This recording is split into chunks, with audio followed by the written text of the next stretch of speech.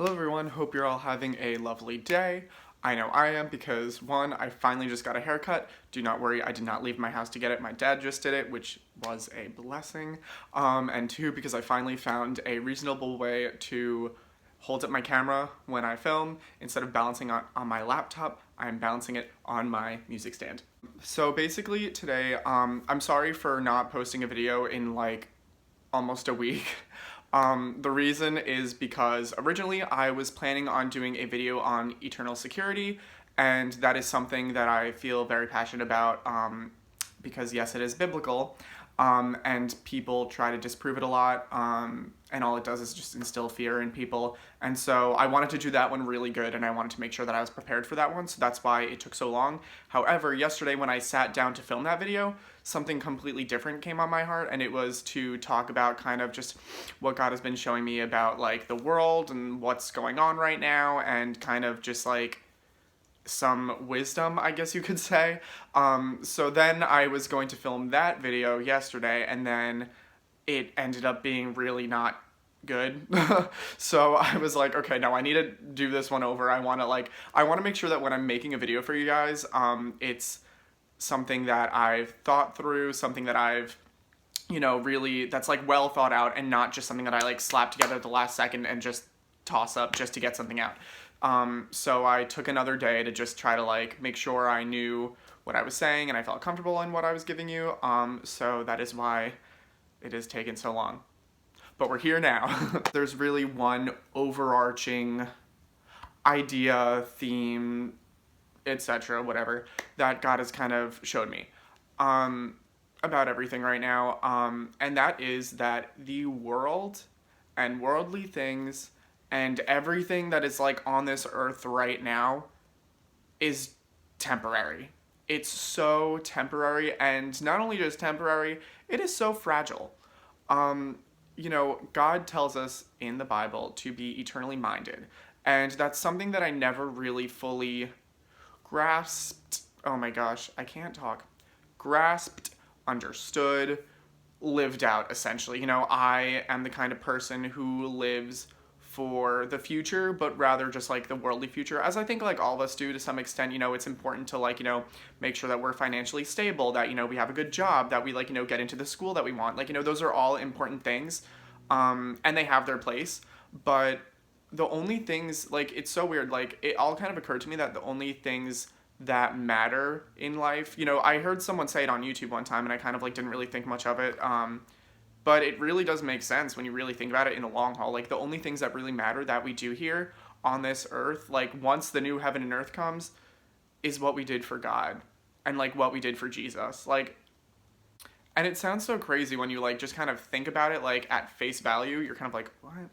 But when you think about it, like, your job, how much money you have, your relationship, it's not really going to matter when the new heaven and earth comes. And yes, those things do matter, but they're not what is supposed to be keeping us going, if that makes sense. The whole world right now is in a state where the things that we take comfort in the most have all been taken away from us.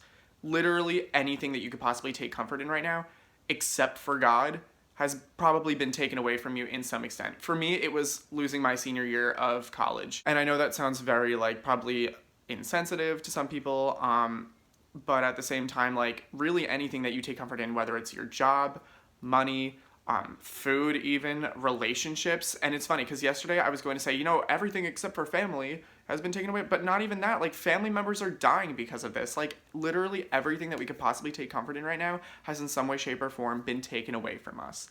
And that's something that's kind of scary for a lot of people. Like, so many people are just confused, in fear, and I don't blame them. When God says to be eternally minded, it's not just because it logically makes sense, but it's also for our own mental well-being. Like, if we put all of our time, effort, and energy into things of the world and things that are worldly, they're going to be taken away from us in some way, shape, or form. We're not going to have them forever. Whether that's, like I said, a person, a job, a status, wealth, food even. I saw on YouTube one time someone who was really famous on Vine, Rip Vine.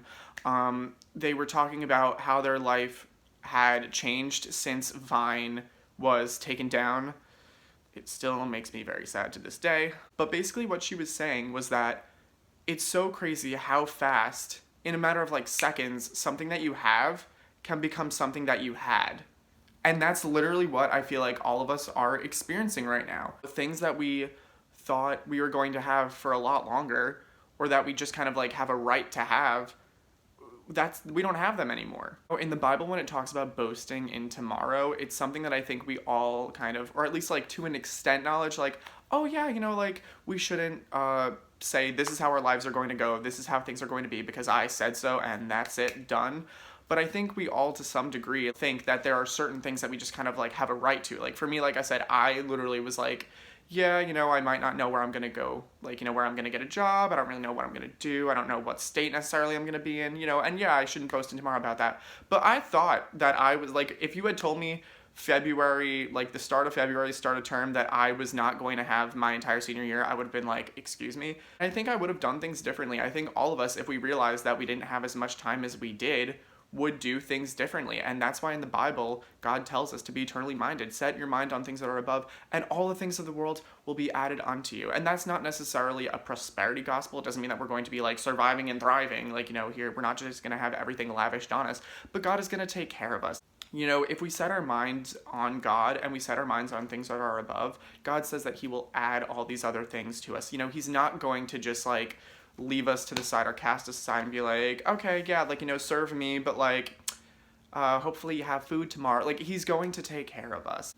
And so I think this is almost like a trust exercise. I don't know what the state of the world is right now. I don't know what this is in terms of God's plan, to be quite honest. But I do think that this is kind of like a wake-up call to people, just to kind of realize how much we need God, and that he will never leave us nor forsake us. He's the only thing that is eternal. That's why we should constantly be going to him, because we'll never lose him. And he's the only thing that's staying consistent in all this right now. And two, that again, the things of the world are just everything here is just so temporary. Like, we shouldn't stress so much about the world. Like, yes, it's good to be, stable and to pursue a job and etc., but we can't put everything that we have into that, because that can eventually, like I said, be taken away from us. So I hope that this helps some people. I hope that you're staying safe. I hope that you're staying healthy during all of this. I hope that your mental health is doing okay, and just know that God has your back. God bless.